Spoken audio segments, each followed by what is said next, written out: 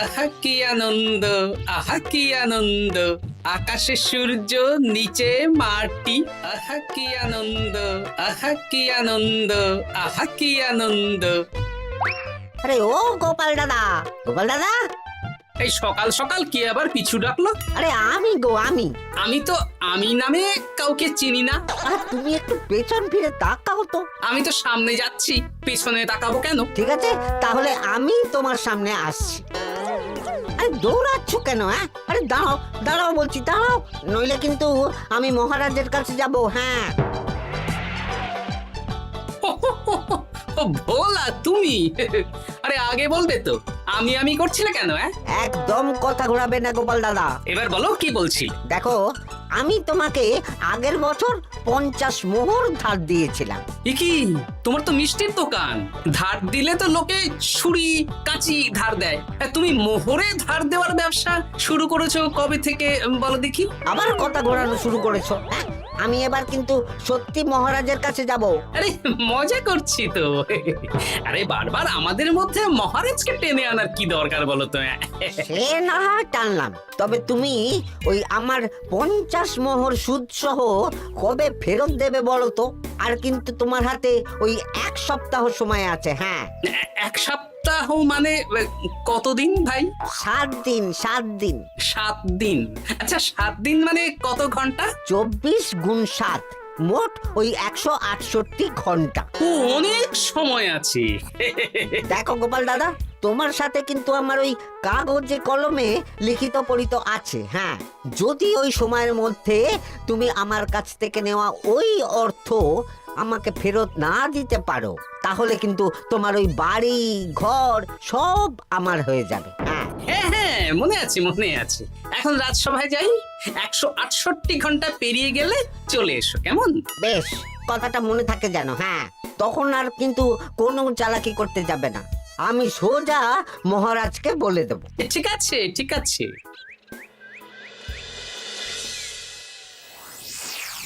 দেখুন মহারাজ, নিজের চোখেই দেখুন, সবাই হাজির, শুধু গোপাল ধা। সত্যি গোপাল ইদানিং আবার দেরি করে আসা শুরু করেছে। ওকে আচ্ছা করে ধোলাই দিন, তাহলেই চলে আসবে। কাজের কাজ তো কিছু করে না, শুধু বসে থাকে, তাতেও এই। যা বলেছেন মন্ত্রী মশাই। আমার মতে গোপালকে রাজসভাতেই বেঁধে রাখুন, তাহলে আর বাড়িতে যেতেও হবে না, আর দেরি করে আসবেও না। রোজ রোজ গোপাল করে রাজসভায় আসতে দেরি, তাই এবার তার পায়ে পড়াতে হবে বেড়ি। এই তো মহারাজ চলে এসেছি। আর বলবেন না, রাস্তায় ভোলা ময়রা চেপে ধরছিল। থাক, আর অজুহাত দিতে হবে না। নেহাত ভাগ্যের জোরে এই রাজসভার চাকরিটা পেয়েছিল। মহারাজ ভালো মানুষ, তাই তোমাকে পুষছেন। আচ্ছা আপনি কি বলতে চাইছেন কি? আমি বলতে চাইছি যে মহারাজ যদি তাড়িয়ে দেন, তাহলে তোমার কি কিছু করে খাওয়ার যোগ্যতা আছে গোপাল? আপনার নিজের যোগ্যতা আছে? আছে বলেই বুক ফুলিয়ে বলছি। হ্যাঁ, মন্ত্রী এটা একটা ভালো প্রসঙ্গ তুলেছে। আমার রাজসভার সকল সভাসদদের বলছি, যদি কোনো কারণে তোমাদের চাকরি চলে যায়, তাহলে তোমরা কি করবে একবার ভেবে দেখেছো? না মহারাজ, ভাবনাটা আমি সঠিক সময় কাজে লাগাই, ওই অকারণে ভেবে মাথা খারাপ করতে চাই না। আহা, রাজসভার চাকরিটা তো তোমাদের পেশা। এই পেশার বাইরে তোমরা কে কি করতে পারবে? দেখুন মহারাজ, আমি তো ভেবেই দেখেছি যে যদি রাজসভার চাকরি না থাকতো, তাহলে আমি ব্যবসা করতাম। আমি মহারাজ যদি বিজ্ঞানী না হতাম, তাহলে শিক্ষা দান করতাম। আমি তো ছবি আঁকতাম, কলম না থাকলে আমি তুলি ধরবো। আমি কামারশালায় কাজ করতাম। আমার তো ছোটবেলায় মূর্তি বানানোর শখ ছিল, আমি মৃৎশিল্পের কাজ করতাম। কি গোপাল, এবার তুমি বলো। সবাই তো কিছু না কিছু বিকল্প ভাবনা চিন্তা করে রেখেছে। দেখুন মহারাজ, অনেক ভেবে দেখলাম আমার কাজ তো ভাড়ামো, তাই আমি লোক হাসিয়েই পয়সা রোজগার করব। আর বিশেষ কোনো গুণ তো আমার মধ্যে খুঁজে পাচ্ছি না মহারাজ। বেশ, আমি একটা ছোট্ট পরীক্ষা নেব। আজকের পর থেকে আগামী 7 দিন, আর এই 7 দিন তোমরা তোমাদের যা মন চায় সেটা করে রোজগার করবে। আমি তো খেতে ভালোবাসি। তাহলে খাবে। গোপাল হয় মুখ খুলে থাকে, নইলে চোখ বন্ধ করে। ও শুধু দুটো কাজই ভালো করতে পারে। আর সপ্তম দিনের শেষে বিচার হবে কে কত রোজগার করেছে। যার রোজগার সবচেয়ে বেশি হবে তাকে আমি দেব 100 মোহর উপহার। আর মহারাজ, যে সবচেয়ে কম রোজগার করবে তার বেতন থেকে আগামী 10 মাস 10 মোহর করে কাটা হবে। কি রাজি তো? হ্যাঁ, রাজি রাজি। আমি জানি যে গোপাল ফুটো করিও রোজগার করতে পারবে না, তাই গোপালই হারবে। বেশ, আর যদি অন্য কেউ হারে? তাহলে আমি নিজের বেতন থেকে তাকে আগামী 10 মাস 10 মোহর করে দেব। ব্যাস, এবার তোমরা কাজে লেগে পড়ো।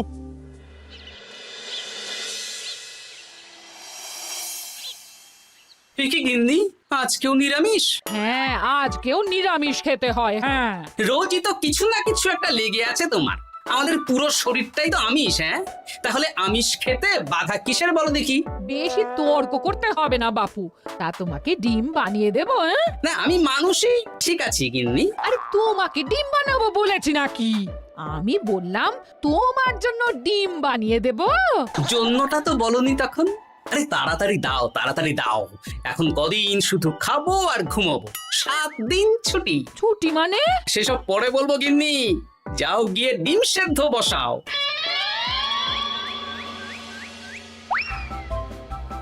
আরে করছোটা কি? বাড়িতে যা মোহর আছে সব তুলে কোথায় নিয়ে যাচ্ছ? আড়ত বাজারে। কেন কেন? তুমি আড়তে গিয়ে কি করবে? আড়তটাই কিনে নেব। কেন? তাহলে খোলা বাজারের সব ব্যবসায়ী আমার কাছে আসতে বাধ্য হবে, আর আমি ভালো মুনাফা রেখে সব বিক্রি করব। কি রাজবাড়ি সুখে চাকরি ছেড়ে দিলে নাকি? না না না, এখন 1 সপ্তাহ ব্যবসা করে মহারাজের কাছে আমার যোগ্যতা প্রমাণ করব। সব পরে বুঝিয়ে বলবো। হ্যাঁ, আমি আপনাকে সব শিখিয়ে দেব। তাহলে ভাই ওই আগামীকাল সকাল থেকে কাজে লেগে পড়বো, কেমন? তাহলে বুঝতে পারলেন তো যে কি করতে হবে? হ্যাঁ হ্যাঁ জমিদার মশাই, কবিতা লেখা যেমন আমার পেশা, তেমনি চিত্রশিল্প আমার নেশা। তাহলে তো আর কোনো চিন্তাই নেই। আশা করি খুব সুন্দর ছবি আঁকবেন। আপনি 1 সপ্তাহ পর এই মন্দির চিনতেই পারবেন না। এই নিন আপনার জন্য 50 মোহর অগ্রিম। মন্দিরের চিত্রকলা শেষ হয়ে গেলে আরো 50 মোহর দেব, ঠিক আছে? বেশ।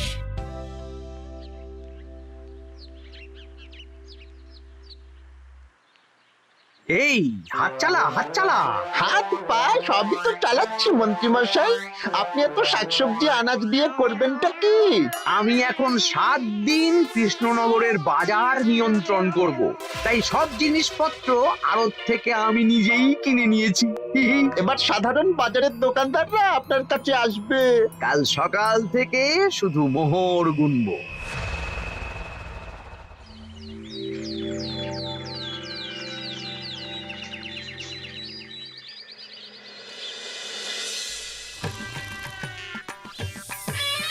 আরে এত বেলা হয়ে গেল, আর কত পড়ে পড়ে তুমি ঘুমোবে?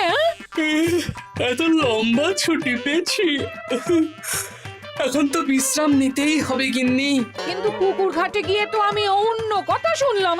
তুমি আবার কি শুনেছো? তোমাদের মহারাজ নাকি বলেছেন আগামী 1 সপ্তাহ তোমরা সকল সভাসদেরা ওই সকল সভাসদেরা নিজের ইচ্ছে মতো কাজ করে রোজগার করব। আমার কাজ তো ভাড়ামো করা, তাই ভাড়ামোর সুযোগ এলে সেটাই করব। কিন্তু যদি সুযোগ না আসে, তাছাড়া যার রোজগার সবচেয়ে কম হবে তার তো বেতন থেকে 100 মোহর কাটা হবে গো। এই খবরও পেয়ে গেছো?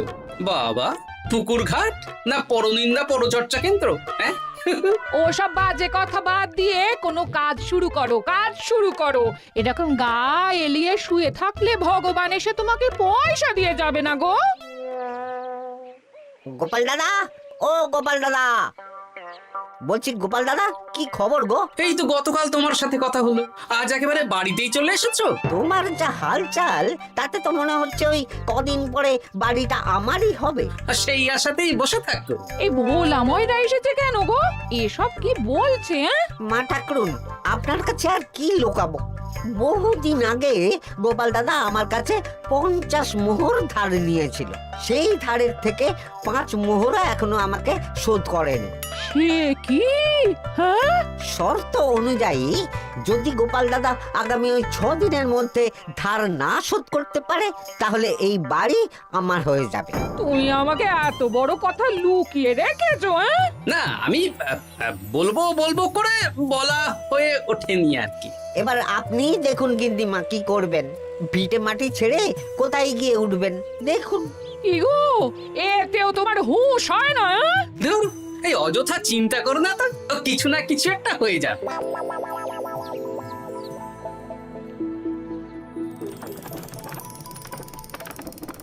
বাবা পণ্ডিত মশাই, আপনি তো এর মধ্যেই কাজ শিখে গেছেন। আমি তো ছোট থেকেই মাটির পুতুল বানাতে ভালোবাসতাম। বিভিন্ন দেবদেবীর মূর্তি নিজেই বানাতাম, তারপর পুজো করতাম। আমার পরম সৌভাগ্য আপনার মতন পণ্ডিত মানুষ আমার কুমোর শালায় কাজ করছেন। কোনো কাজই তো ছোট নয়। সত্যি সভাকবি মশাই, আপনার তুলিতে জাদু আছে। কি সুন্দর কারুকার্য। সবই আমার মা বাবার দান। আমার বাবা খুব বড় চিত্রশিল্পী ছিলেন, উনি হাতে ধরে আমাকে ছবি আঁকা শিখিয়েছেন। বাহ বাহ বাবা।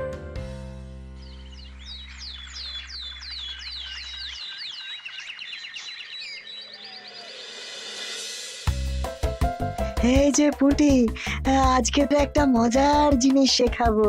কি জিনিস? নয়ের নামটা তো তোরা পড়েছিস, হ্যাঁ, বল তো। 9 একে 9, 9 দুগুণে 18, 3 9 27, 4 9 36। ঠিক আছে ঠিক আছে, এবার থাম। পুরো মুখস্থ। সে তো বুঝতেই পারছি। এবার মজার জিনিসটা দেখ। 9 কে 9, 9 দুগুণে 18, 18 মানে কি? 1 10 8। হ্যাঁ, এবার 1-এর সাথে 8 যোগ কর, কত হয়? 9 3 9 কত? 27। 2-এর সাথে 7 যোগ করলে কত হয়? 9 36-এর 3-এর সঙ্গে 6 জুড়লে 9। আরে বাস, দারুণ তো। হ্যাঁ হ্যাঁ। সত্যি বিজ্ঞানী মশাই, আপনি কি সুন্দরভাবে পড়া বোঝান। এটা তো আমার নেশা।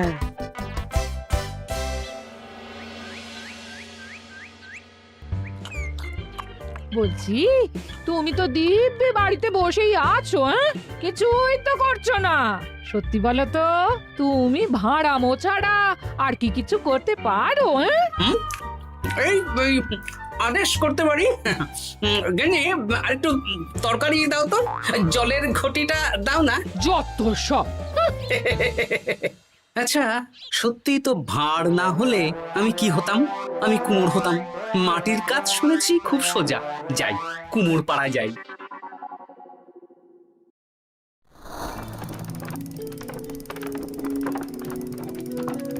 আমার কি সৌভাগ্য, রাজসভার দুজন সভাসদ আমার সঙ্গে কাজ করছে। আচ্ছা, এইভাবে ঘোরাবো? এই যা, হলো না। এটা কি মুড়ির মোয়া নাকি? দাও, আমাকে করতে দাও, তুমি অন্য কিছু করো।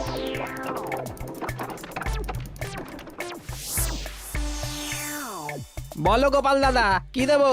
মুড়ির মোয়া, তিলের নাড়ু? আমি কিনবো না গো, বানাবো। হ্যাঁ, কি বানাবে? ওই মুড়ির মোয়া। কদিনের জন্য আমার একটা কাজ দরকার, বুঝলে? তা বেশ, তাহলে এসো, এই পিছনেই আমার কারখানা, গুড় মুড়ি সব রাখা আছে, বানাও। এই দেখো, এই যে গুড়ের হাঁড়ি আর ওই যে মুড়ির বস্তা, এবারে বানাও। বেশ, আমি তবে সামনে দোকানটা সামলাই।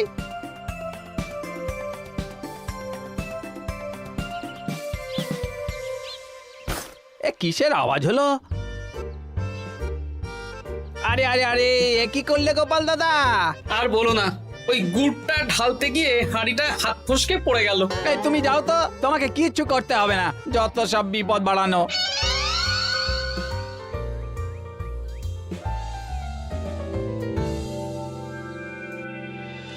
তোমার দ্বারা কিছুই হবে না। হ্যাঁ, সত্যি তো, আমার দ্বারা যে কিছুই হবে না গিন্নি। তাহলে তুমি করবেটা কি? এমন করে বলো না গিন্নি, সবারই খারাপ সময় যায়। আর খারাপ ভালো, যে সামান্য মুড়ির মোয়া বানাতে পারে না তার মুখে এসব মানায় না, মানায় না। এদিকে বাজারে সবজির দাম হু হু করে বেড়ে গেছে। তাই নাকি? বলি তুমি জানবে কি করে? কদিন তো শুয়ে বসে আছো, আমি তো বাজার দোকান করি। মন্ত্রী মশাই এখন আড়ত সামলাচ্ছেন আর সাধারণ বিক্রেতাদের চড়া দামে বিক্রি করছেন। হ্যাঁ, ও বেটা জীবনে শোধরাবে না। উনি তো তাও ছলে বলে রোজগার করছেন গো। আর তাছাড়া অনেকে পথে গান শুনিয়েও রোজগার করেন, সেটাও তো তুমি পারবে না। হ্যাঁ, এই তো পেয়েছি। 6 দিনের মাথায় তো রাজসভায় একটা বৈঠক হবে, সেদিনই আসল মজা জমবে। কিসের মজা গো? হ্যাঁ, সেটা সেদিনই বুঝতে পারবে।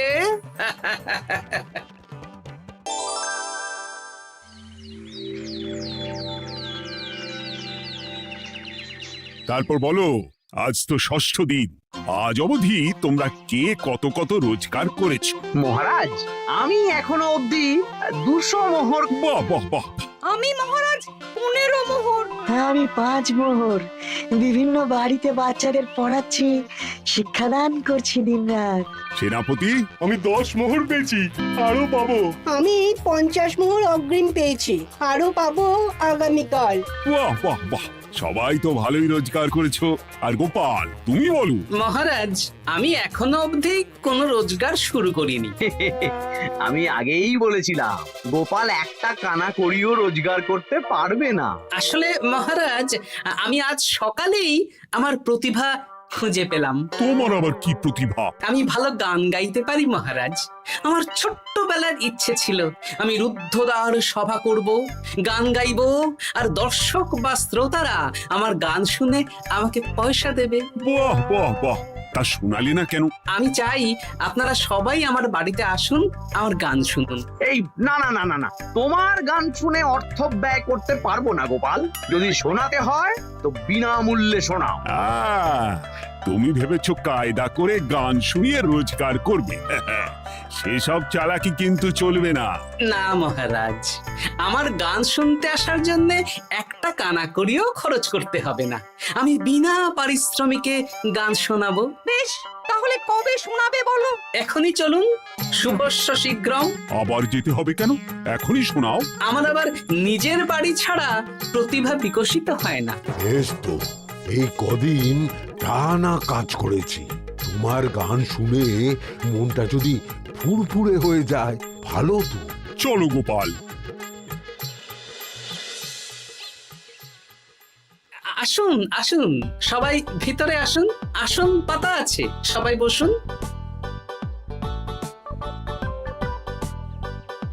নাও, এবার গান শুরু করো। দাঁড়ান মহারাজ, আমার গান আমি বাইরের লোককে শোনাতে চাই না। কু কু বাবা, আবার কোকিলের মতন আওয়াজ করছে। কু।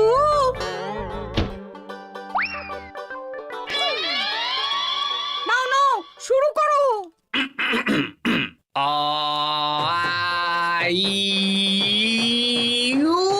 ওরে বাবা রে বাবা! আরে এত চিৎকার করছো কেন? থামো থামো থামো! এটা ভালো লাগছে না, অন্য গান শোনাচ্ছি তাহলে। আকাশে মেঘে বাতাসে বায়ু, জ্যোতিষী বলেছে আমার 100 বছর আয়ু। আরে থামো থামো, আরে কান ঝালাপালা হয়ে গেল। না, থামতে আমি পারবো না, গান শুনতেই হবে। ওরে ওরে বাবা রে বাবা, এই কানে তালা লেগে গেল, আমি পালাই। পালাতে পারবেন না, বাইরেও তালা দেওয়া আছে। বাইরে তালা খুলতে বলো। বাইরে বেরোতে হলে প্রত্যেককে 100 মোহর দিতে হবে। আমরা তো আগেই বলে দিয়েছি, তোমার গান শোনার জন্য কোনো পয়সা দিতে পারবো না। এটা তো গান শোনার জন্যে নয়, বাইরে যাওয়ার জন্যে। আমার গান শুনতে আসার জন্যে কোনো অর্থ লাগে না। গান শুনে বাইরে বেরোতে গেলে অর্থ লাগবে, জনপ্রতি 100 মোহর মাত্র। কি জ্বালাতন! হয় দিন, নইলে আবার শুরু করছি। মশাই থামো থামো। আপনারা কি সবাই দেবেন না এখানেই থাকবেন? এই আরে, আমার কাছে এখন 50 মতন মোহর আছে। আমার কাছে 5 মোহর আছে। সে আমি লোক পাঠাচ্ছি আপনাদের সবার বাড়িতে, পুরো অর্থ পাবো, তারপর সবাইকে ছাড়বো।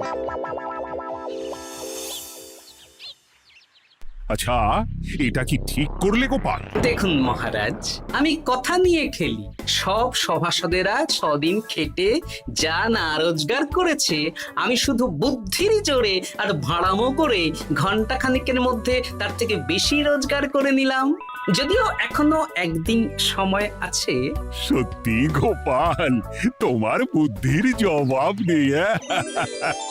মন্ত্রী মশাই, যে সবচেয়ে কম রোজগার করবে আপনাকে কিন্তু তাকে আগামী 10 মাস 10 মোহর করে দিতে হবে। হ্যাঁ নয় হ্যাঁ, এরকমই তো তুমি মুখ বড় করে বলেছিলে। গিন্নি কই গো, ভোলাকে ডেকে আনো, ওর ধার আজকেই শোধ করে দেব। হ্যাঁ যাচ্ছি। হ্যাঁ, আমরাও যাচ্ছি। গোপাল, কালকে রাজসভায় এসে তোমার পুরস্কারের অর্থটাও নিয়ে যেও। সে তো নিশ্চয়ই।